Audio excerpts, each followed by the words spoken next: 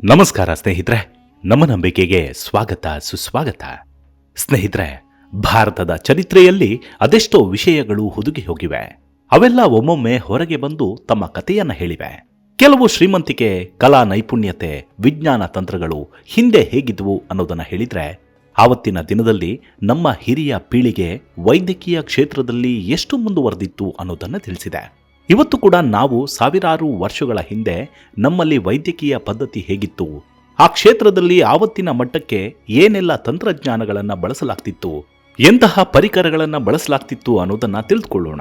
ಅಷ್ಟೇ ಅಲ್ಲ, ಅದು ಅಂದಿನ ದಿನದಲ್ಲಿ ಯಾವುದೇ ದೇಶದಲ್ಲೂ ಇರಲಿಲ್ಲ ಅಂತ ಹೇಳ್ತಾ ಹೆಮ್ಮೆ ಪಡೋಣ.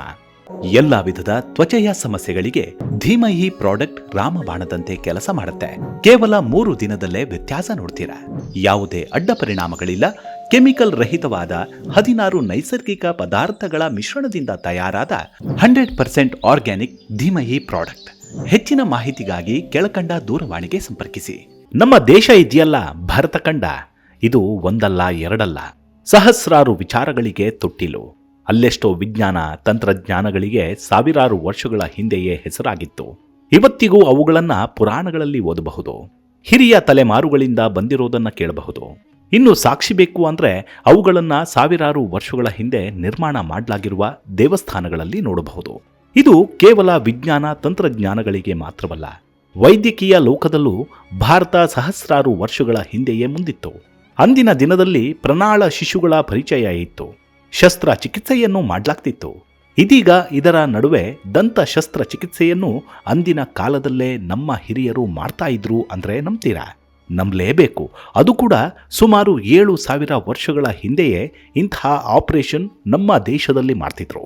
ಅದಕ್ಕಾಗಿ ಪರಿಣಿತರೂ ಇದ್ರು. ಅಲ್ಲದೆ ಅದಕ್ಕೆ ಬೇಕಾದ ಪರಿಕರಗಳು ನಮ್ಮಲ್ಲೇ ಇದ್ವು ಅನ್ನೋದು ಬಯಲಿಗೆ ಬಂದಿದೆ.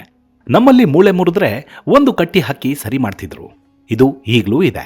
ಆದರೆ ಹಲ್ಲಿನ ಶಸ್ತ್ರಚಿಕಿತ್ಸೆ ಮಾಡುವುದು, ಅದರಲ್ಲೂ 7,000 ವರ್ಷಗಳ ಹಿಂದೆ ಅಂದರೆ ಅದು ನಿಜಕ್ಕೂ ಅಚ್ಚರಿಯೇ ಸರಿ. ಅಷ್ಟಕ್ಕೂ ಇದು ಇಂತಹ ಕುರುಹು ಪತ್ತೆಯಾಗಿರೋದು ಎಲ್ಲಿ ಗೊತ್ತಾ? ಈಗ ಪಾಕಿಸ್ತಾನ ಸೇರಿಕೊಂಡಿರುವ ಮೆಹರ್ಗರ್ನಲ್ಲಿ.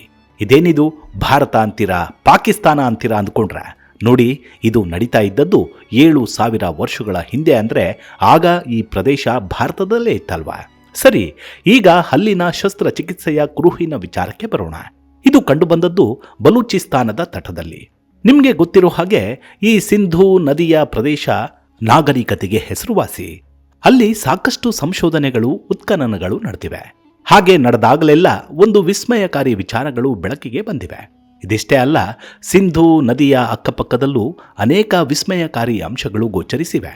ಅದೇ ರೀತಿ 1974ರಲ್ಲೂ ಒಂದು ಅಚ್ಚರಿ ಪತ್ತೆಯಾಯಿತು. ಆ ಸಮಯದಲ್ಲಿ ಏನಾಗುತ್ತೆ, ಒಂದಷ್ಟು ವಿದೇಶಿ ಸಂಶೋಧಕರು ಇದೇ ಬಲೂಚಿಸ್ತಾನ ಪಕ್ಕದಲ್ಲಿರುವ ಈ ಜಾಗಕ್ಕೆ ಬಂದು ಸಂಶೋಧನೆ ಹಾಗೂ ಅಧ್ಯಯನ ಮಾಡ್ತಿರ್ತಾರೆ. ಅವರಲ್ಲಿ ಜಿಂಗ್ ಫ್ರಾಂಕೋಯಿನ್ ಜಿರಾಗೋ ಹಾಗೂ ಕ್ಯಾಥರಿನ್ ಜಿರಾಗೋ ತಂಡ ಕೂಡ ಒಂದು. ಈ ತಂಡಕ್ಕೆ ಮೊದಲಿನಿಂದಲೂ ಸಿಂಧೂ ಪ್ರಾಂತ್ಯ ಹಾಗೂ ಸುತ್ತಮುತ್ತಲ ಬಗ್ಗೆ ಹೆಚ್ಚಿನ ಕುತೂಹಲವಿತ್ತು. ಅದರಲ್ಲೂ ಸಿಂಧೂ ನದಿಯ ಪಶ್ಚಿಮಕ್ಕೆ ಇದ್ದ ಈ ಜಾಗವು ಕೌತುಕದ ತಾಣವಾಗಿತ್ತು.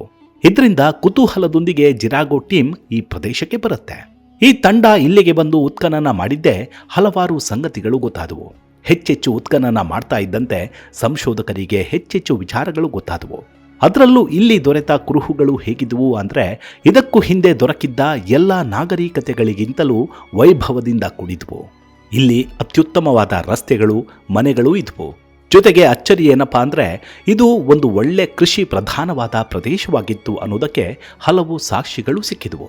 ಹೀಗೆ ಇಲ್ಲಿ ಎಲ್ಲಿ ಮಣ್ಣನ್ನಾಗಿದ್ದಾರೋ ಅಲ್ಲೆಲ್ಲ ಒಂದಲ್ಲ ಒಂದು ಕುರುಹುಗಳು ಸಿಗ್ತಾ ಹೋದವು. ಇದರಿಂದ ಸಂಶೋಧಕರ ಕುತೂಹಲ ಮತ್ತಷ್ಟು ಹೆಚ್ಚಾಯಿತು. ಒಂದಷ್ಟು ಮಡಿಕೆಗಳು, ತಾಮ್ರದ ಪಾತ್ರೆಗಳು ದೊರಕಿದ್ವು. ಆದರೆ ಬಿಡಿ, ಇವು ಎಲ್ಲ ಕಡೆಗಳಲ್ಲೂ ಸಿಗುವಂಥದ್ದೇ ಅಂತ ಸಂಶೋಧಕರಿಗೆ ಅನಿಸ್ತು. ಹೀಗಿರುವಾಗಲೇ ಸಂಶೋಧಕರಿಗೆ ಕುತೂಹಲ ಹುಟ್ಟಿಸುವಂತಹ ವಸ್ತು ಪತ್ತೆಯಾಯಿತು. ಅದು ಬೇರೇನೂ ಅಲ್ಲ, ಮಾನವನ ಹಲ್ಲುಗಳು. ಮನುಷ್ಯರ ಹಲ್ಲುಗಳು ತಾನೇ ಸಿಕ್ಕಿದ್ವು. ಇದರಲ್ಲೇನು ವಿಶೇಷ ಅಂದ್ರ, ಇಲ್ಲೇ ನೋಡಿ ಇರೋದು ವಿಷಯ. ಯಾಕಂದ್ರೆ ಉತ್ಖನನ ನಡೆದ ಹಲವಾರು ಕಡೆಗಳಲ್ಲಿ ಮನುಷ್ಯರ ತಲೆಬುರುಡೆ ಹಾಗೂ ಅದರ ಹಲ್ಲುಗಳು ಸಿಗೋದು ಕಾಮನ್. ಇವು ಕೂಡ ಹಾಗೇ ಇರಬಹುದು ಅಂದ್ಕೊಳ್ಳಲಾಗಿತ್ತು. ಆದರೆ ಇವು ಬರೀ ಹಲ್ಲುಗಳಾಗಿರಲಿಲ್ಲ, ಬದಲಿಗೆ ಶಸ್ತ್ರಚಿಕಿತ್ಸೆ ಅಂದರೆ ಆಪರೇಷನ್ ಮಾಡಿದಂತಹ ಹಲ್ಲುಗಳಾಗಿದ್ವು. ಇದನ್ನ ಹೇಳಿದ್ರೆ ಕೆಲವರು ನಗಬಹುದು, ಮತ್ತೆ ಕೆಲವರು ವಿತಂಡವಾದವನ್ನು ಮಾಡಬಹುದು. ಅಲ್ಲ ಸ್ವಾಮಿ, ಅವು ಶಸ್ತ್ರಚಿಕಿತ್ಸೆ ಮಾಡಿದಂತಹ ಹಲ್ಲುಗಳು ಅಂತ ಅದ್ಯಾಗ್ರಿ ಹೇಳ್ತೀರಾ? ಒಂದು ವೇಳೆ ಕುಳಿ ಬಿದ್ದ ಹಲ್ಲುಗಳಾಗಿರಬಹುದಲ್ವಾ ಅಂತ ಕೇಳಬಹುದು. ಆದರೆ ಅಂಥವರ ಮುಖಕ್ಕೆ ಹೊಡೆಯುವಂತೆ ಕೆಲವೊಂದು ವಸ್ತುಗಳು ಈ ಹಲ್ಲುಗಳ ಪಕ್ಕದಲ್ಲೇ ಸಿಕ್ಕಿದ್ವು. ಅದೇನಂದ್ರೆ ಹಲ್ಲುಗಳನ್ನ ಡ್ರಿಲ್ಲಿಂಗ್ ಮಾಡಲು ಬಳಸ್ತಿದ್ದಂತಹ ವಸ್ತುಗಳು ಪತ್ತೆಯಾದವು. ಹಾಗೆ ಇವತ್ತು ದಂತ ವೈದ್ಯರು ಬಳಸುವ ಪರಿಕರಗಳನ್ನ ಹೋಲುವಂತಹ ಕೆಲವು ವಸ್ತುಗಳು ಕಂಡುಬಂದವು. ಇದನ್ನ ಕಂಡಿದ್ದೆ ಆ ಫ್ರೆಂಚ್ ಸಂಶೋಧಕರು ಬೆಕ್ಕಸ ಬೆರಗಾಗಿ ಹೋದ್ರು. ಇಲ್ಲಿ ಆ ಕಾಲದಲ್ಲೇ ಇಂಥದೊಂದು ಶಸ್ತ್ರಚಿಕಿತ್ಸೆ ಇತ್ತಾ ಅಂತ ಅವರು ಮುಖರಾದರು. ಇನ್ನೂ ಒಂದು ವಿಷಯ ಅಂದ್ರೆ ಆ ಹಲ್ಲುಗಳು 5,000 ವರ್ಷಗಳ ಹಿಂದಿನದ್ದು ಇರಬಹುದು ಅಂದ್ಕೊಳ್ಳಲಾಗಿತ್ತು. ಆದರೆ ಇದರ ಬಗ್ಗೆ 2006ರಲ್ಲಿ ಮತ್ತೊಂದು ವರದಿ ಬಂತು. ಅದರಲ್ಲಿ ಇದು 5 ವರ್ಷಗಳ ಹಿಂದಿನದ್ದಲ್ಲ, ಬದಲಿಗೆ ಇದು 7,000 ವರ್ಷಗಳ ಹಿಂದಿನದ್ದು ಅಂತ ಅದರಲ್ಲಿ ಹೇಳಲಾಗಿತ್ತು. ಇನ್ನು ಇದು ಶಿಲಾಯುಗದ್ದು. ಆ ಕಾಲದಲ್ಲೇ ಇಲ್ಲಿನ ಜನರಿಗೆ ಹಲ್ಲಿನ ಶಸ್ತ್ರಚಿಕಿತ್ಸೆ ಮಾಡುವ ಬಗ್ಗೆ ಜ್ಞಾನವಿತ್ತು ಅನ್ನೋದಕ್ಕೆ ಇವು ಸಾಕ್ಷಿಯಾಗಿದ್ವು. ನೋಡಿ, 7,000 ವರ್ಷಗಳ ಹಿಂದೆ ಆವತ್ತೇ ಇಲ್ಲಿ ಹಲ್ಲಿನ ಶಸ್ತ್ರಚಿಕಿತ್ಸೆ ಮಾಡ್ತಾ ಇದ್ರು ಅಂದ್ರೆ ನಿಜಕ್ಕೂ ಅಚ್ಚರಿಯಾಗತ್ತೆ. ಆವತ್ತು ಅವರಿಗೆ ಇದನ್ನ ಹೇಳಿಕೊಟ್ಟವರು ಯಾರು? ಇದಕ್ಕೆ ಬೇಕಾದ ಉಪಕರಣಗಳನ್ನ ತಯಾರು ಮಾಡಿಕೊಟ್ಟವರು ಯಾರು ಅಲ್ವಾ? ಇನ್ನು ಇವತ್ತಿನ ಹಾಗೆ ಹಲ್ಲಿನ ಆಪರೇಷನ್ ಮಾಡುವಾಗ ರೋಗಿಗೆ ಕೊಡುವ ಅನಸ್ತೇಶಿಯಾ ಇಲ್ಲದೆ ಹೋಗಿರಬಹುದು. ಆದರೆ ನೋವು ನಿವಾರಕವಾಗಿ ಏನನ್ನ ಕೊಡ್ತಿದ್ರು ಅನ್ನೋದು ಪ್ರಶ್ನೆ. ಇದೆಲ್ಲ ಅದೇನೇ ಆಗಿರಬಹುದು. ಇಲ್ಲಿ ಅಚ್ಚರಿ ಮೂಡಿಸುವಂಥದ್ದು ಅಂದ್ರೆ ಅಂದಿನ ಪೀಳಿಗೆಯವರು ಅದೆಷ್ಟು ಮುಂದುವರೆದಿದ್ರು, ನಮ್ಮಲ್ಲಿ ವೈದ್ಯಕೀಯ ಪದ್ಧತಿ ಅದೆಷ್ಟು ಮುಂದುವರೆದಿತ್ತು ಅನ್ನೋದು. ಇದನ್ನ ನೋಡಿದ ಮೇಲಾದ್ರೂ ನಮ್ಮಲ್ಲಿರುವ ಕೆಲ ಅನ್ಯ ಮನಸ್ಕರು ಇನ್ನಾದ್ರೂ ತಮ್ಮ ದೃಷ್ಟಿಕೋನವನ್ನ ಬದಲಿಸಿಕೊಳ್ಳಬೇಕು. ಬೇರೆ ದೇಶಗಳ ಬಗ್ಗೆ ಇರುವ ಪ್ರೀತಿಯನ್ನ ಕಡಿಮೆ ಮಾಡ್ಕೋಬೇಕು. ಆ ಒಂದು ಮನಸ್ಥಿತಿಯನ್ನ ಬದಲಿಸಿಕೊಳ್ಳಬೇಕು. ಇಲ್ಲಿ ಕೇವಲ ಹಲ್ಲಿನ ವಿಚಾರವಲ್ಲ, ಮತ್ತಷ್ಟು ಅಚ್ಚರಿಯ ವಿಚಾರಗಳು ಬೆಳಕಿಗೆ ಬಂದಿದ್ವು. ಇನ್ನು ಇದು 300 ಎಕರೆ ಪ್ರದೇಶ. ಇದರಲ್ಲಿ 6 ಜನವಸತಿ ಪ್ರದೇಶಗಳಿವೆ. ಇಲ್ಲಿಂದ ಕೆಲ ಮೀಟರ್ಗಳ ದೂರದಲ್ಲಿ ಮತ್ತೊಂದು ಜನವಸತಿ ಪ್ರದೇಶ ಸಿಕ್ತು. ಜನವಸತಿ ಪ್ರದೇಶ ಅಂದ್ರೆ ನಿಮಗೆ ಗೊತ್ತಿರಬಹುದಲ್ವಾ, ಜನರು ವಾಸ ಮಾಡ್ತಿದ್ದಂತಹ ಪ್ರದೇಶ. ಇದರ ಜೊತೆ ಇವರು ಕೃಷಿಯ ಜೊತೆಗೆ ಪಶು ಸಂಗೋಪನೆಯನ್ನು ಮಾಡ್ತಾ ಇದ್ರು ಅನ್ನೋದಕ್ಕೆ ಒಂದಷ್ಟು ಪಳೆಯುಳಿಕೆಗಳು ಕಂಡುಬಂದಿವೆ. ಇದರ ಜೊತೆ ಜನರ ಸಮಾಧಿಗಳು ಕೂಡ ಅಷ್ಟೇ ವಿಚಿತ್ರವಾಗಿದ್ವು. ಅಲ್ಲಿ ಸಿಕ್ಕಂತಹ ಪುರುಷರ ಸಮಾಧಿಗಳಲ್ಲಿ ಬ್ರಾಸ್ಲೈಟ್, ವಿಚಿತ್ರವಾದ ಕೆಲ ಟೂಲ್ಗಳು, ಪ್ರಾಣಿಗಳ ಅಸ್ಥಿಪಂಜರಗಳು ದೊರೆತಿವೆ. ಇಲ್ಲಿ ಮನುಷ್ಯರು ಸತ್ತ ಬಳಿಕ ತಾವು ಸಾಕುತ್ತಿದ್ದಂತಹ ಪ್ರಾಣಿಗಳನ್ನ ಸೇರಿಸಿ ಹೂಳ್ತಾ ಇದ್ರು ಅನ್ಸುತ್ತೆ.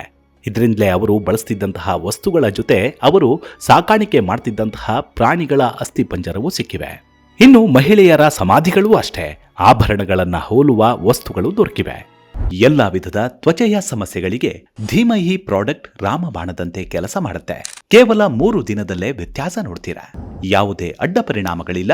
ಕೆಮಿಕಲ್ ರಹಿತವಾದ 16 ನೈಸರ್ಗಿಕ ಪದಾರ್ಥಗಳ ಮಿಶ್ರಣದಿಂದ ತಯಾರಾದ 100% ಆರ್ಗ್ಯಾನಿಕ್ ಧೀಮಹಿ ಪ್ರಾಡಕ್ಟ್. ಹೆಚ್ಚಿನ ಮಾಹಿತಿಗಾಗಿ ಕೆಳಕಂಡ ದೂರವಾಣಿಗೆ ಸಂಪರ್ಕಿಸಿ. ಇಲ್ಲಿ ಮತ್ತೊಂದು ಗಂಭೀರವಾದ ಸಂಗತಿ ಅಂದ್ರೆ ಆ ಕಾಲದಲ್ಲೇ ಬೇರೆ ದೇಶಗಳ ಜೊತೆ ವ್ಯಾಪಾರ ಸಂಬಂಧ ಇಲ್ಲವೇ ಬಾಂಧವ್ಯ ಇತ್ತು ಅಂತ ಸಾಬೀತುಪಡಿಸುತ್ತೆ. ಅದು ಹೇಗಂದ್ರೆ ಇಲ್ಲಿ ಕೆಲ ವಸ್ತುಗಳು ದೂರದ ಅಫಘಾನಿಸ್ತಾನದಲ್ಲಿ ಸಿಕ್ಕಿದ ವಸ್ತುಗಳನ್ನ ಹೋಲ್ತಾವೆ. ಇದು ಬೇರೆ ದೇಶಗಳ ಜೊತೆಗೆ ಸಂಬಂಧವಿತ್ತು ಅನ್ನೋದನ್ನ ಸಾಬೀತು ಮಾಡುತ್ತೆ. ಇನ್ನು ಕೆಲವು ಕಡೆಗಳಲ್ಲಿ ಸುಮಾರು 9,000 ವರ್ಷದ ಹಿಂದಿನ ಅಸ್ಥಿ ಪಂಜರಗಳು ಸಿಕ್ಕಿವೆ. ಇನ್ನೂ ಒಂದು ಕಡೆ ಒಂದು ಪುರುಷನ ದೇಹವನ್ನ ಕೆಂಪು ಮಣ್ಣನ್ನ ಹಾಕಿ ವಿಚಿತ್ರವಾಗಿ ಹೂತು ಹಾಕಿರೋದು ಕಂಡುಬಂತು. ಇದರ ಜೊತೆ ಒಬ್ಬ ಮಹಿಳೆಯ ಶವವನ್ನ ಮೇಕೆಗಳ ಜೊತೆ ಹೂತು ಹಾಕಲಾಗಿತ್ತು.